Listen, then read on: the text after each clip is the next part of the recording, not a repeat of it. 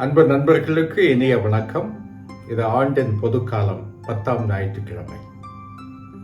இன்றைய சிந்தனைக்காக நமக்கு கொடுக்கப்பட்டிருக்கின்ற இறை வார்த்தை மார்க் நற்செய்தி 3ஆம் அதிகாரம் 20 முதல் 35 வரையிலான இறைவசனங்கள். இந்த வாசகத்தை ஒட்டி பல சிந்தனைகளை முன்வைக்க முடியும். ஆனால் நான் இயேசுவின் உறவுகள் பற்றிய ஒரு சிந்தனையை உங்கள் முன் வைக்க விரும்புகின்றேன்.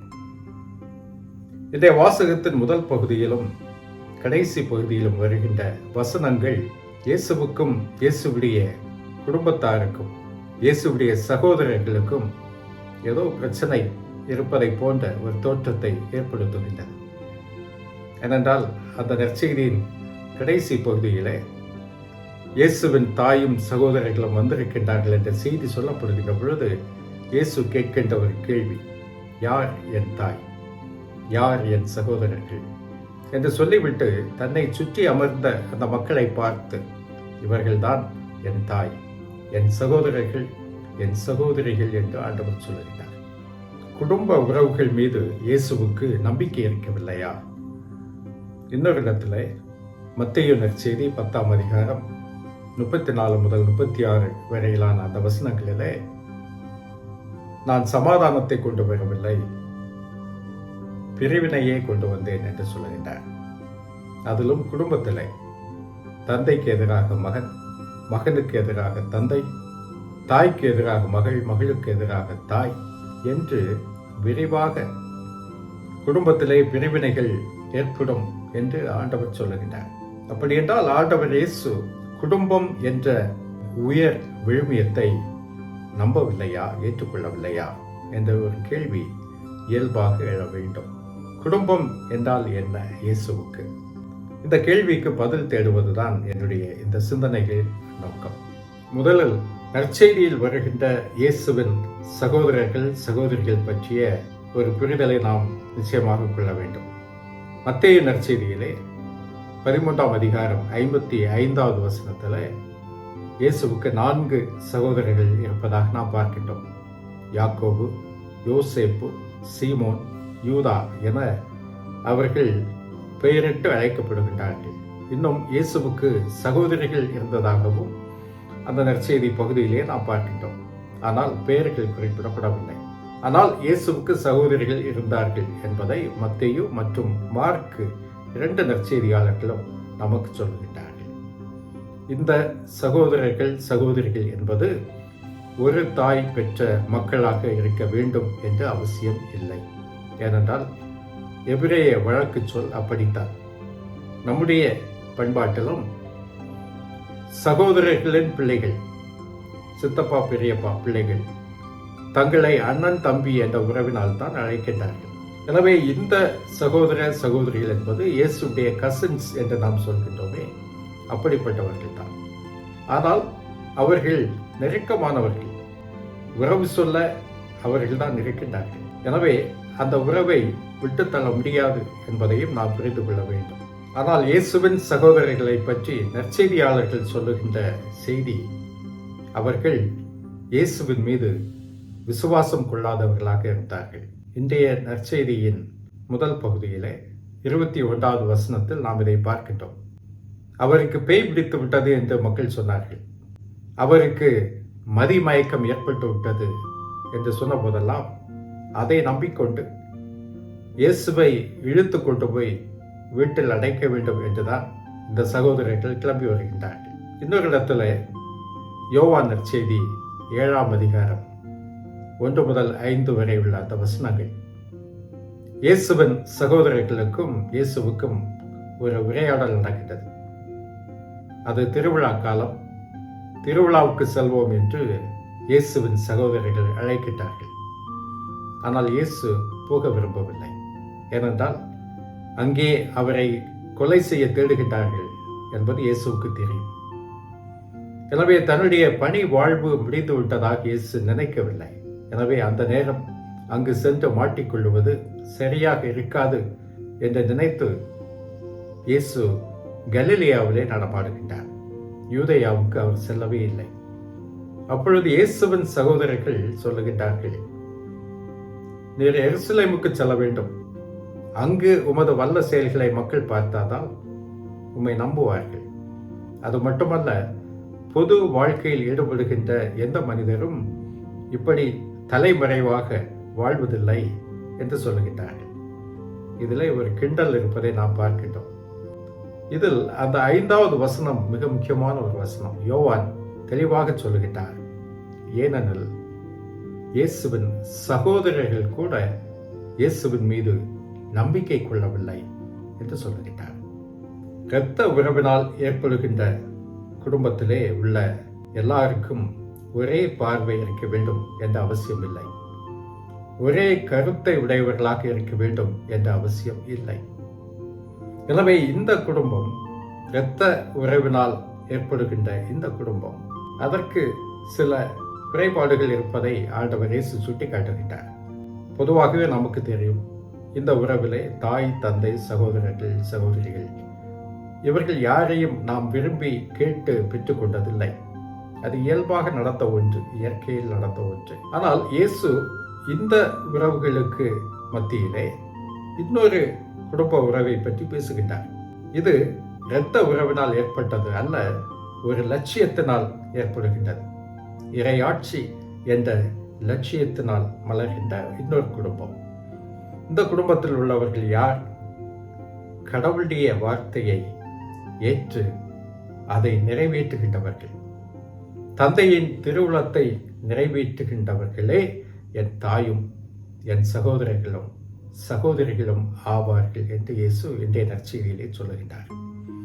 எனவே இறையாட்சி என்னும் லட்சியத்தின் அடிப்படையில் மலர்கின்ற ஒரு குடும்பத்தை பற்றி இயேசு பேசுகின்றார். எனவே இயேசுவுக்கு இந்த குடும்பம் என்பது இந்த இயல்பான குடும்பம், இந்த நேச்சுரல் ஃபேமிலி என்பது அல்ல, அது அதையும் தாண்டியது என்பதைத்தான் இயேசு இங்கு நமக்கு எடுத்து காட்டுகின்றார். அந்த குடும்பத்தின் அடிப்படையே ஏற்றுக்கொள்ளப்பட்ட பொதுவான வாழ்க்கை மதிப்பீடுகள், உயர்ந்த நோக்கங்கள், பணி செய்கின்ற ஈடுபாடு, இப்படியாக தன்னை மையப்படுத்தி அல்ல மற்றவர்களை மையப்படுத்தியதாக அவருடைய வாழ்க்கை முறை அமைந்திருக்கும். ஆனால் இரத்த உறவில் மலர்கின்ற அந்த குடும்பம் ஒரு வட்டத்துக்குள் அடங்கிவிடும், அதை தாண்டி சென்றார்.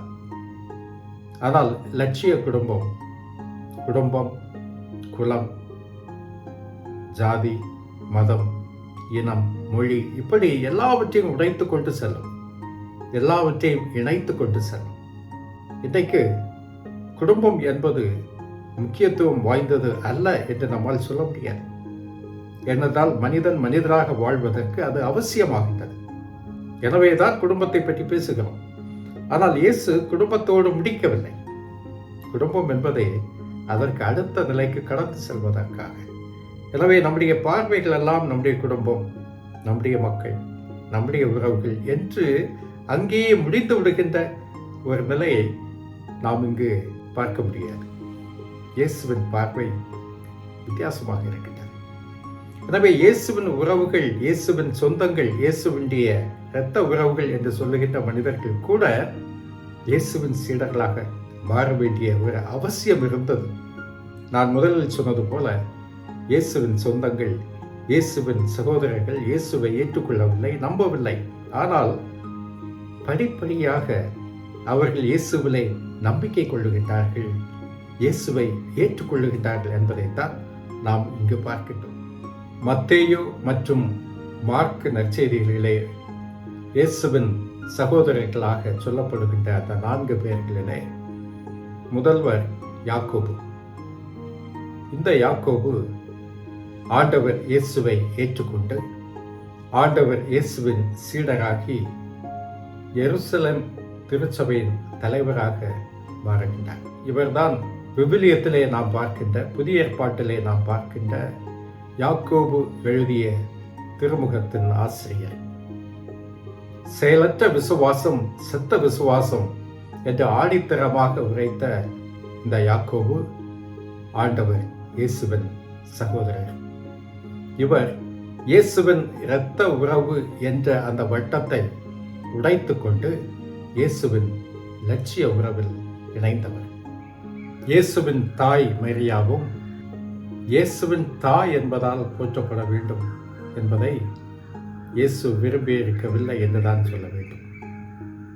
அவர் தனது தாய் என்பதை விட இறை தந்தையின் சித்தத்துக்கு தன்னையே அமைத்துக் கொண்டவர், தந்தையின் திருவுளத்துக்கு ஏற்ப வாழ்ந்தவர் என்பதால் இயேசுவின் தாயாகினார். எனவேதான் இயேசு சிலுவையில் தொங்கிய போது அந்த கடைசி தருணத்தில் அன்னை மரியாவை அவருக்கு எத்தனையோ இரத்த உறவு சொந்தங்கள் இருந்த போதும் ஒரு லட்சிய உறவு சொந்தத்திடம் ஒப்படைக்கின்றார்.